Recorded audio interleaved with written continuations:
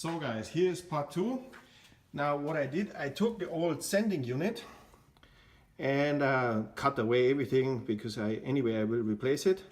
But I put it on this top hole for the where you have the ventilation, and drilled a nice hole in the middle to center my sewing, to center the saw, you know.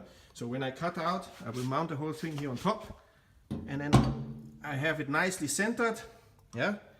And now I will cut out 140 millimeter. That's the whole of the other parts as well as the diameter, and it fits very well in there. So I will show you the result when I'm done. So now view 3.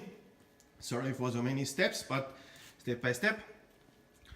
With this saw, I cut out 140 millimeter diameter hole on the top of the tank. Here's the cutout section. I used the old sending unit to center the drill. This is the tank from the Mustang Mach 172, a new one. Please, everybody, do not do this on an old tank which was pre-filled or previously filled with gasoline. Any spark, any stupid gasoline air mixture which is coming close to the ignition point, and you are done. Okay, severe damage. No welding in an old tank, no nothing. Order a new tank. It's not so expensive, even with the shipment to Germany. Order a new tank and work on a new tank. Okay, so now I will flatten the area around this hole, and then I will prepare my rings. Will be a little bit, just to give you an impression, will look like this. And then one ring from the inside, one the plate from the outside. I also have to cut here through this ring so I can how do you say, fill it in, yeah. And then this comes from the bottom to the hole with all the studs inside. I also have to drill those holes, and I will show you the final result then. So next part, I flattened the area around the hole. I marked where I have to drill the holes for the rings. Then I threaded the holes in the ring, and then put some threaded studs inside, M6, and from the back side I welded them. So this thing, and you see also I cut here a gap. So at the end of the day, with this gap, I'm planning to fiddle this in like this. I probably have to make the gap a little bit bigger, what I can see right now. So I fiddle this in, and then it goes from below with the studs through the holes, and from the top I will put in the gasket. Okay, next video comes soon.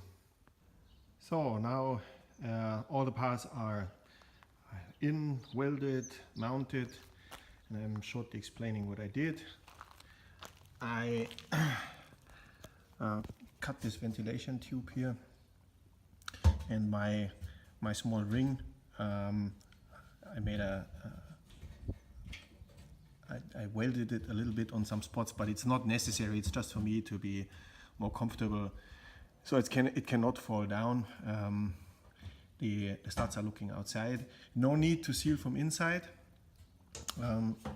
These are M6, and the holes in the rubber are 5.5 millimeters, so they're a little bit tight, and when I press it they will seal on the thread as well.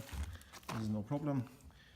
Here is now my plate with the pump outlet, a ventilation. Wait, this is the ventilation. It's the pump outlet. This is the return line. This are the electrics. From the other side, I made here a nice loop, so otherwise it would be too short. I welded here simply a threaded pole, and then mounted it with the hose clamps which are included in the kit. Here's the filter on the bottom.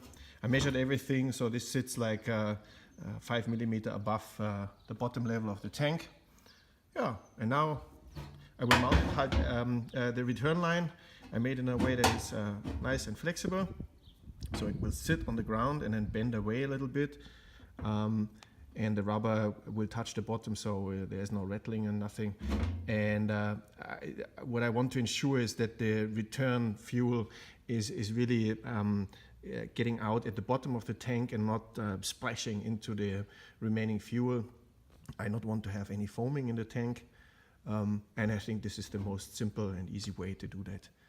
Yeah, now I will mount everything and I will show you the final result. Oh yeah, by the way, before I forget it, probably not possible to see, the sending unit, well, it's on this side. The sending unit has to be bent a little bit. I'm trying to show this. Wait, let me see. My arm is in the way. Cannot. It has to be bent a little bit on the side so it's not colliding with the here with the fuel protection.